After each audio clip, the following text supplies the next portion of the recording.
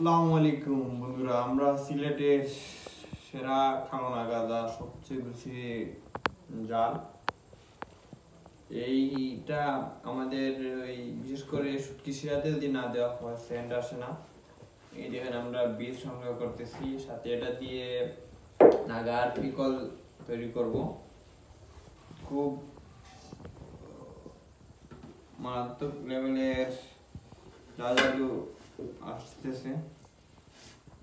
Gloves দিয়েও পারতেছি না, হাতে জ্বালা পোড়া করতেছে। আমরা এই দেখেন কিভাবে নাগার অপারেশনটা করি। প্রথমে এই একটা টান দিতাম, আবার এই আর একটা টান দিব, দেওয়ার পরে এই উঠিয়ে নিলাম। এখন জাস্ট শুধুই ধরবো, নেওয়া হয়ে গেল নাগার পিস। ঠিক আছে, এভাবে আমরা একটা একটা করে নাগার বীজ সংগ্রহ করতেছি এবং পরিপুক্ত গাছ থেকে। এটা সবচেয়ে ঘ্রাণ।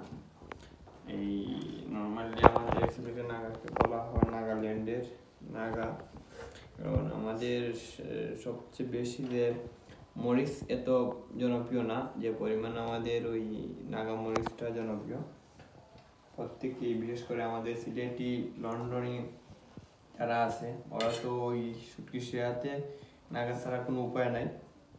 তো এটা নাগাটার ফ্লেভার অসাধারণ। যে কোনো আপনার তরকারিতে যদি নাগা দেওয়া হয় তাহলে ওই সেন্টেই অসাধারণ লাগে, স্বাদটা বাড়িয়ে দেয়। বিশেষ করে গরুর মাংস, হাঁসের মাংস, রাজহাঁস, চীনা হাঁস, বালি হাঁস, যাই বলেন, অসাধারণ স্বাদ চলে আসে।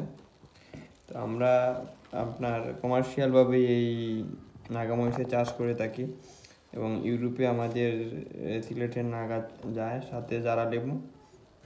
তো আসলে বীজটা নেওয়া অনেক কষ্টকর। যে বীজ নিয়েছে ওরাই বুঝতে পারবে কি পরিমাণ। এবং এটা 1 গ্রাম বীজের দাম 300+ হয়, 300 টাকার উপর হয়। যার কারণে আমরা আর বীজেরও প্রয়োজন আছে। আমরা এরপরে ভালোভাবে বাছাই করে গাছরে এক্সট্রা টেক কেয়ার করে বীজগুলো সংগ্রহ করতে হয়, মাতৃগুণ যাতে বজায় থাকে। অন্য কোনো গাছ সাথে রাখা হয় না, নাগা জাতীয় মরিচের গাছ কাছে রাখা হয় না, না হয়ে অন্য ডিফারেন্ট চলে আসবে।